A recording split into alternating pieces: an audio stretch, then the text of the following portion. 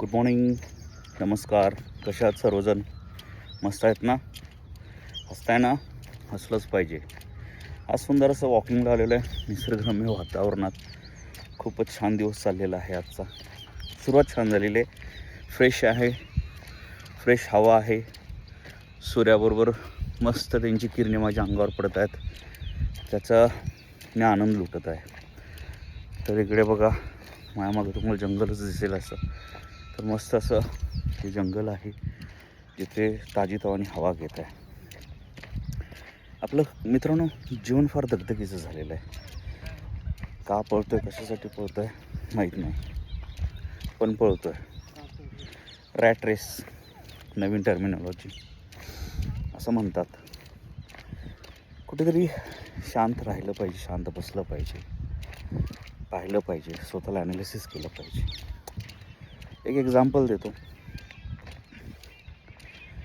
परवा जस्ट ऑटोनीच प्रवास करत होतो. ऑटोने जात असताना ऑटोवाले मस्तपैकी सिग्नल तोडून जात होते.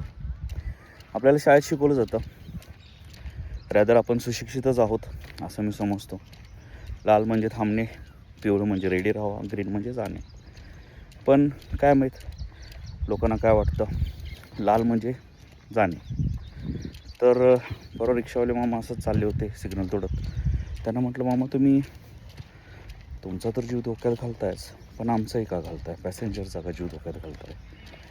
तर तुमचं जर लाल सिग्नल पडलेलं आहे आणि जर तुम्ही रिक्षा सिग्नल तोडत असाल, कोणी उडवलं तर तो स्पष्टपणे शिकेल की सिग्नल माझा होता, मी तोडवला. ते रिक्षावाल्या मामांना पटलं. त्यांनी पुढचा सिग्नल बरोबर मॅनेज केला. म्हणजे लाल लागला होता, मी थांबले होते, ग्रीनला निघायला लागले. साधी गोष्ट आहे. आपण देशाला नाव ठेवतो, देशाने काय केलं आमच्यासाठी. पण सिविक सेन्स म्हणून तुम्ही काय करताय? ॲनालिसिस करा. छोट्या गोष्टीतूनच मोठी गोष्ट घडत असते. मग ती चांगली असो, वाईट असो. जय हिंद, जय भारत.